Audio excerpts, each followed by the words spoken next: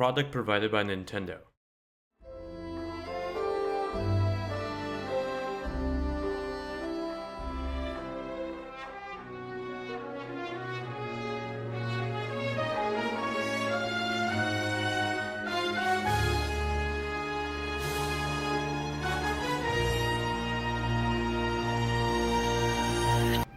About 30 years ago, the original Legend of Zelda was released on the Nintendo Entertainment System, introducing many gamers for the first time what would be one of the most game-defining series in this industry. Fast forward to the present, and we now have the most free exploration Legend of Zelda game since the original, Legend of Zelda: Breath of the Wild. In many ways, this game goes back to its roots while completely changing the Legend of Zelda formula completely. It's very much like the original in the sense that you're dropped into this new open world without much context or instruction. Your first 5 hours with the game will be vastly different than my first 5 hours with the game. I may choose to continue the main story quest and explore the narrative of the game, or I may just wander into the forest and hunt for some food. The difference here from recent Zelda games is choice. Choice to shape your own adventure. It's definitely the most freeing a Zelda game has felt in years. The story starts off with Link waking up in a shrine after 100 years have passed since he went to sleep. He doesn't have any recollection of what has happened. Over those 100 years though, while he was asleep, Hyrule fell into ruin and Calamity Ganon took over the land. It's up to you to piece together the puzzle pieces of what happened and put an end to Ganon's reign. Breath of the Wild takes place in a new open world, and because of that, a lot of the Zelda formula and typical gameplay elements of Zelda have been scrapped or completely changed. Don't freak out though, Zelda fans. Most of these changes are pretty awesome. Right off the bat, Link wakes up in a shrine without any recollection of what has happened to him. You don't have to go talk to townspeople or learn the basics of the fighting mechanics. Heck, there isn't even a tutorial you have to go through. You can literally just walk out of the shrine and suddenly you're in the meat of the game. This is also the first Legend of Zelda game with voice acting, and damn did Nintendo do a great job with this. Everyone that had lines in this game did a great job not only conveying the personality of a lot of these characters we've cherished for years now, but conveying the emotion and struggle that these characters are going through.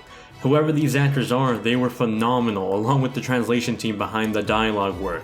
Great job. The open world is massive. We got a good view of it during E3 when the demo of the Great Plateau was shown, but the world was so much larger than that and we really didn't know. I don't want to show off the full version of the map since it might have some spoilers for you guys, but the rough estimate of how large the world is, for me at least, is about 9 times the size of the Great Plateau. Now, one of the worries that many gamers had when hearing this game was going open world was, will the world feel populated? Will there be enough things for me to do that I don't feel bored? And the answer is, sort of. There's a lot to do in this world. You can go hunting, track down enemies to gather resources for elixirs, climb mountains, and explore different biomes that build up Hyrule. Throughout the game, there's towers that show more of the map when you activate them, and shrines that give you spirit orbs that we'll dig into a bit more later. Basically, there's a lot to do in this world and a lot to explore, but a lot of the world can be repetitive. I think what makes the idea of open world Hyrule exciting is the different locations and biomes there are to explore. All the locations are different from one another, and seeing a lot of familiar places from previous games in this new open world style is pretty darn awesome. However, a lot of the end goal is the same. Whether you're around Hyrule Castle, the Great Plateau, or somewhere else, the end goal or main mission, at least in these terrains, is to find the shrines and get the spirit orbs and create a new fast travel location while finding new towers to reveal more of the map. You'll find stronger variations of enemies in different locations, either with stronger weapons or with weapons that pertain to the element of focus in that terrain. For example, ice weapons are very popular in the snowy terrains. Yeah, the world is large and fun to explore, but in terms of depth outside of exploring different locations and story missions, enemies and animals are pretty repetitive with variations in damaging stats and the weapons they hold. I will say this though, common enemies get smarter and stronger the more you progress through the story and the more further out you explore from the Great Plateau. This is definitely the Zelda game where I've died the most out of pretty much any of the Zelda games combined. Inventory management is vastly different from previous games too. All your items are separated into 6 categories, consisting of melee weapons, bows and arrows, shields, clothing, materials, cooked meals, and key items. Melee weapons consist of your spears, swords, sticks, and clubs, and other close encounter weapons. Bow and arrow is pretty much self-explanatory along with shields. Clothing is where you'll equip your armor and clothes, and each piece of clothing has its different defense rank. The higher the rank, the better. And the same goes for melee weapons and bows. Some clothes also have special traits, like the warm doublet that increases your cold resistance so you're able to withstand colder environments in the game. Materials are all the items you can collect that can be forged together or cooked together to create new food items, or just new items and elixirs in general. Lastly, the food category is where all your elixirs and cooked food is stored, and the key items are for, well, key items. You also have an adventure log that lists the many side quests, shrine quests, and main story quests for you to do. You can also highlight any one of these to set the focus points on locations on your map so you know where to go for a certain mission. Lastly, in the system settings, you get some nifty little options to mess with in the game. Here you can save and load your game saves, but the game actually makes checkpoint saves automatically during key events in the game. The more interesting stuff here is that you can change up the camera controls and the jump button location, giving you slight customization over your controls but not completely remappable. Here is also where you can turn off the HUD completely, only leaving you with the health bar at the top left. A good option if you just want to lose yourself in the exploration. This is also where you can turn on the amiibo option and scan in Zelda related amiibos on your Switch. These tend to give you useful items like weapons or food to use in the game. Your Sheikah Slate is your handy little tool in Breath of the Wild. This would be the equivalent to the Ocarina in Ocarina of Time. The tablet acts as a map that guides you to different quests and locations throughout Hyrule. It's also a pretty handy multi-purpose tool that gives you abilities like being able to use it as a magnet. While these special abilities are mostly used to solve shrine puzzles, they can also be used to fight enemies. Speaking of shrines, let's talk about them. Gone are the large main dungeons of past Zelda games, replaced with over 100 shrines that act as mini dungeons. These shrines act as fast travel locations too for your Sheikah Slate and are mini puzzle challenges that can be incredibly easy or incredibly challenging too. On rare occasions, these shrines will give your Sheikah Slate new powers like the magnet ability, and in other cases you'll simply earn a spirit orb for completing the shrine. 4 spirit orbs can be exchanged for a heart container or bump up your stamina gauge that's used for running and climbing. Personally, I really like the new shrines. While dungeons in previous games had more depth that focused on being solved with new items you had unlocked at the time, these shrines can be tackled in any order you want.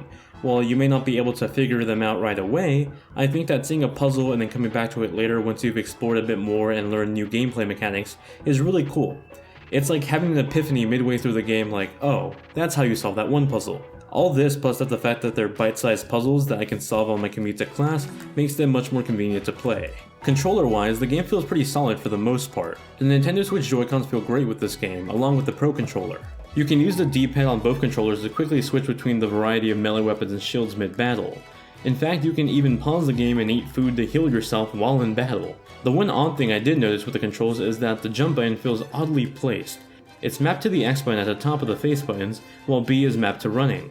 Oftentimes when trying to do a run start to a long jump, I felt like I'd almost miss the jump button since they're really far apart. I started doing this weird position with my hand where I'd use my thumb to run, and then use my pointer finger to click on the jump button at the same time, making sort of like a backward letter C with my fingers that just felt weird at times. Now let's get down to the visuals and the audio. Surprisingly for being a Legend of Zelda game, Breath of the Wild doesn't feature that much music, at least in the open world. Occasionally during larger enemy encounters or boss fights, you'll get a specific song that's assigned to that situation or enemy. However, when you're just generally exploring the open world, the sound is made up of ambient noise of the environment and the enemies. I think it plays an important role into making the game feel like you're truly exploring an unknown world.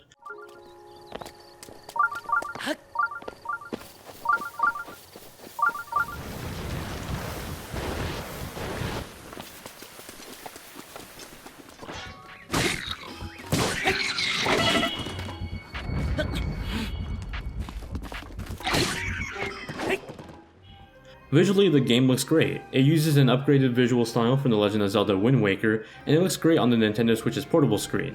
It runs at 720p on the tablet and 900p in TV mode, both targeting 30 frames per second. I say targeting because the game definitely drops frames a few times both in TV and portable mode, usually during big explosions or when there's a ton of enemies on screen. It's definitely more frequent in the TV mode than in the portable mode, but that's because the game does run at a more taxing rate in the TV mode than in portable mode. I'll say this, the game does look beautiful. It's definitely not on par when you compare it to something like the likes of Horizon Zero Dawn on PS4, but visually Breath of the Wild is a good looking game. Not the best, but good. In that same way, the frame rate drop is definitely noticeable, and I feel like many reviewers are going to ignore it just because it's a Legend of Zelda game. I personally don't think that the FPS drops are that distracting in terms of the gameplay, but they are noticeable and they do exist, both on the Switch version and the Wii U one. So what do I think of Legend of Zelda Breath of the Wild? Legend of Zelda Breath of the Wild is my favorite Zelda game of all time. It's not perfect by any means, but it's damn near close in my opinion, and certainly at least a masterpiece. There's definitely improvements to be made with this game in terms of the frame rate and in terms of variety of the enemies in the common open world. But for the 50 hours I clocked into this game so far, I couldn't put it down. This is coming from someone that critiqued a lot of people calling this the best Zelda game ever made, way before review copies were sent out. But after beating the game this week, I'm happy to confirm it definitely is the best Zelda game so far, setting a high standard for future first-party games on the Nintendo Switch. Breath of the Wild is simply a must-have. Thank you all very much for watching this review. If you enjoyed it, let me know by hitting that like button and consider subscribing for more reviews just like this one. If you have any questions about Legend of Zelda, feel free to ask me in the comment section below. I tried to be as vague as possible in terms of the story details because I wanted to avoid spoilers while still being in depth with the new gameplay changes, so let me know if there's anything I may have missed in my review that you want answered in the comment section, and I'll do my best to answer what I can. Thank you all very much for watching, hope you guys have a great day, and I'll see you all in the next one.